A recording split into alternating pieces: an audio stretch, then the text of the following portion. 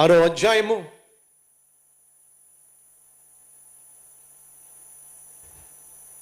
9వ వచనం.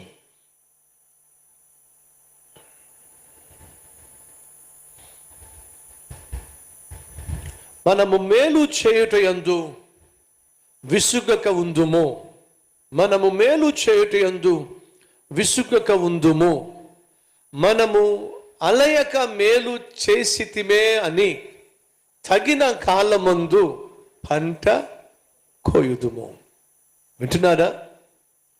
మేలు చేయుటయందు విసుగు చెందకండి, సహాయము చేయుటయందు విసుగ చెందకండి, సేవ చేయుటయందు విసుగ చెందకండి, సువార్తను ప్రకటించటయందు విసుగ చెందకండి, సాక్ష్యాన్ని పంచుకోవటం యందు విసుగ చెందకండి, దేవుని సన్నిధికి రావడం విషయంలో విసుగ చెందకండి.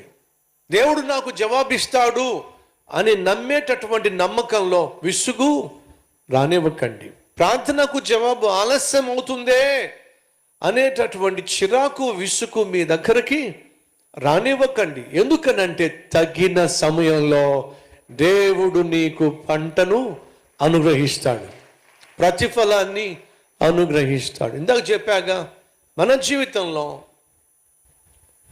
మేలు చేయడానికి అవకాశం దొరికినప్పుడు ఖచ్చితంగా మేలు చేయండి. అదే సమయంలో సంగమ, అనుభవపూర్వకంగా చెప్తున్నాను, సాధారణంగా మేలు చేసే విషయంలో ఒకటి ఏమిటంటే, మీ బంధువు కావచ్చు, మీ స్నేహితుడు కావచ్చు, మీ తోబుట్టువు కావచ్చు, కొన్ని సందర్భాల్లో ఆర్థిక సమస్యల గుండా వెళుతూ మీ దగ్గరకు వచ్చి నాకు ఒక 10 లక్షల రూపాయలు సర్దిపెట్టు, నేను వెంటనే తీర్చేస్తాను అని చెప్పి వాళ్ళు అడుగుతారు. అలా సహాయం చేయటం కూడా మేలు చేయటమే. లేక నా కూతురు పెళ్ళుంది, నా కొడుకు చదువు ఉంది, అర్జెంటుగా ఒక 5 లక్షల రూపాయలు కావాల్సి వచ్చింది, నేను చీట్లు వేశాను, నెక్స్ట్ మంత్ నేను పాడి ఇచ్చేస్తాను అని చెప్పి బంధువు కావచ్చు, స్నేహితుడు కావచ్చు, తోబుట్టువు కావచ్చు, నీతో చదువుకున్న, నీతో ఉద్యోగం చేసే వ్యక్తి కావచ్చు, నీ దగ్గరకు వచ్చి నీ యొక్క మేలు కోరే అవకాశం ఉంది. ఇప్పుడు నేను మీతో మేలు గురించి మాట్లాడుతున్నాను కాబట్టి మీకు ఒక సలహా కూడా ఇవ్వాలి, జాగ్రత్త కూడా చెప్పాల్సి ఉంది. ఏమిటి అని అంటే, మీరు ఎప్పుడైనా సరే ఒక వ్యక్తిని శత్రువు చేసుకోవాలి అని మీరు ఆశిస్తున్నట్లయితే ఆ వ్యక్తికి అప్పు ఇవ్వండి. నా మాట మీకు అర్థమైందా? ఎవరైనా ఒక మిత్రుణ్ణి, ఎవరైనా ఒక స్నేహితుణ్ణి, ఎవరైనా ఒక బంధువుని, అవసరమైతే నీ తోబుట్టువుని నువ్వు శత్రువుగా మార్చుకోవాలి అని అంటే, షార్ట్ కట్ ఏదైనా ఉంది అని అంటే అతనికి అప్పు ఇవ్వండి చాలు. ఏమైంది చెప్పండి? నేను నా స్నేహితునికో, బంధువుకో, నాకు తెలిసిన వాడికో అప్పు ఇచ్చిన తర్వాత వాళ్ళు నాకు దూరం అయిపోయారు అన్న వాళ్ళు చేయి చూపిస్తారా? నేను అప్పు ఇచ్చిన తర్వాత వాళ్ళు నాకు దూరం అయిపోయారు అన్న వాళ్ళు చేయి చూపిస్తారా? చాలా సంతోషం, కొంతమంది చేయి చూపిస్తున్నారు. సంతోషం అంటారా? అప్పు ఇచ్చారు, మరి మేలు పొందుకున్న వ్యక్తి ఎందుకు దూరం అయిపోయాడు? ఎందుకు దూరం అయిపోయాడు? చెప్తున్నా కదండి, నా జీవితంలో నేను చాలామందిని చూశాను. అప్పు కావాల్సి వచ్చినప్పుడు వాళ్ళు అడిగే విధానం చూడండి, కాళ్ళ ఎల్ల పడతారు, బ్రతిమలాడతారు. నువ్వు తప్ప నాకు వేరే దిక్కు లేదు కాబట్టి ప్రభు ప్రేరేపించాడు. ఇదొకటి మళ్ళీ ఏమిటి? ప్రభు ప్రేరేపించాడు, నీ దగ్గరకే వెళ్ళమన్నాడు కాబట్టే నేను వచ్చాను, లేకపోతే అస్సలు వచ్చేదాన్ని కాదు. ప్రభువే ప్రేరేపించాడు. రాత్రి దర్శనంలో చెప్పాడు, నీ దగ్గరకే వెళ్ళమన్నాడు. ఇలాంటి వాళ్ళని అస్సలు నమ్మకండే. చెప్పొచ్చేది ఏమిటయ్యా అంటే, నా జీవితంలో షూరిటీ సంతకాలు పెట్టి చాలా ఇబ్బంది పడ్డాను.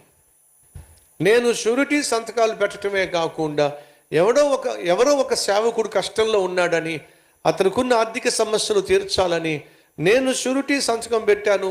మరొక ఇద్దరి చేత షూరిటీ సంతకాలు కూడా పెట్టించాను. వాళ్ళు ముఖం మీద చెప్పేశారు, బ్రదర్ మీ ఎవ్వరికి షూరిటీ సంతకాలు పెట్టాం. సొంత అన్నయ్య వచ్చి అడిగాడు షూరిటీ పెట్టమంటే నేను పెట్టలా. ఎందుకంటే రేపు పొద్దున అది నాకు తలనొప్పిగా మారుతుందని తెలుసు. కాబట్టి బ్రదర్ నా మాట వినండి, మీరు పెడితే పెట్టారు కానీ నేను మాత్రం షూరిటీ సంతకం పెట్టను. అతనికి చెప్పా, నన్ను చూసి నా ముఖం చూసి పెట్టండి. బ్రదర్ సొంత సహోదరుడు వచ్చి పెట్టమంటేనే షూరిటీ సంతకం పెట్టలా. నేను చెప్తున్నా కదా పెట్టమని, పెట్టండి. సరే ఏం చేస్తాం, మీ మాట కాదనిలేమని చెప్పి షూరిటీ సంతకం పెట్టాడు. ఈ అప్పు తీసుకున్న సేవకుడు ఏం చేయాలి, ప్రతి నెల ఖచ్చితంగా బ్యాంకులో అమౌంట్ కట్టేసేయాలి. 2-3 నెలలు బాగానే కట్టాడు, ఆ తర్వాత కట్టడం మానేశాడు. బ్యాంకు వాళ్ళు నాకు ఫోన్ చేస్తున్నారు, నేనేమో ఆయనకి ఫోన్ చేస్తున్నా. మొదట్లో ఫోన్ బాగానే ఎత్తేవాడు, ఆ తర్వాత తెలిసిందే కదా మీరు కాల్ చేస్తున్న సబ్స్క్రైబర్ స్విచ్ ఆఫ్ చేసి ఉన్నాడు. ఇది మొదలైంది. ఇంకా ఎక్కడో కనిపిస్తే అడిగాను, ఇదేమిటయ్యా నీకేదో కష్టం వచ్చిందని చెప్పి నువ్వు ఎక్కడో అప్పు తీసుకుంటున్నావు అని చెప్పి మమ్మల్ని షూరిటీ సంతకం పెట్టమంటే నేను పెట్టడమే కాకుండా ఇద్దరి చేత సంతకం పెట్టించాను. ఇప్పుడు నువ్వు కట్టాల్సినటువంటి అప్పు తిరిగి కట్టకపోతే ఎలా? ఏంటంటే అంత దబాయించి మాట్లాడతారు. బోడి ఏం కట్టారు, ఎంత ఇచ్చారు, దేనికి సంతకం పెట్టారు? ఓరి అడుక్కున్నప్పుడు మాత్రం ఈ అబ్బా ఎంత దీనత్వమో బ్రదర్. ప్రభువే పంపించాడు బ్రదర్ మీ దగ్గరికి, మీరు తప్ప నాకు ఇంకెవరూ లేరు బ్రదర్. ఇప్పుడేమో దబాయించి మాట్లాడుతున్నాడు. మీరు ఇచ్చిన ముష్టి డబ్బుల కోసం ఎందుకంటే అన్నిసార్లు ఫోన్లు చేస్తున్నారు మీరు? ఏమి అడిగిపోతాను, నేను చచ్చిపోతానా, పారిపోతానా? ఓరి ఆ తర్వాత ఏమైందో తెలుసా మీకు? ఆ మూర్ఖుడు ఎలాగూ డబ్బులు కట్టలా, నాకు వచ్చే జీతంలో కట్ అయిపోయింది. ఆ ఇద్దరు సంతకాలు పెట్టారు కదా, వాళ్ళిద్దరు శాలరీస్, మా ముగ్గురు శాలరీస్ కోర్టు వాళ్ళు ఏం చేశారంటే అటాచ్ చేసి పడేశారు. ప్రతి నెల మా జీతాల్లో కట్ అయిపోయేది. వాళ్ళిద్దరేమో, బ్రదర్ చెప్పాం కదా బ్రదర్ షూరిటీ సంతకాలు వద్దు అని అంటే మా మాట వినకుండా నా ముఖం చూడమని చెప్పేసి మీరు అన్నారు, మీ ముఖం చూసి మేము సంతకాలు పెట్టేశాం. ఇప్పుడు మాకు వచ్చే జీతంలో సుమారు 30% కట్ అయిపోతుంది. ఏమైపోయాడు ఆ మనిషి? ఏమైపోయాడంటే ఏం చెప్పను, కనపట్టలేదు, ఫోన్ ఎత్తట్లేదు. చాలా సఫర్ అయ్యానండి, చాలా ఇబ్బంది పడ్డానండి. కాబట్టి మొదటి సలహా, మీ జీవితంలో మేలు చేయాల్సి వచ్చినప్పుడు దయచేసి ఏ ఒక్కరికి షూరిటీ సంతకము పెట్టద్దు. ఎవరు చెప్పారు అని అంటే ఖచ్చితంగా చెప్పండి, మా సేవకుడు మా దైవజనుడు సతీష్ కుమార్ గారే చెప్పారు.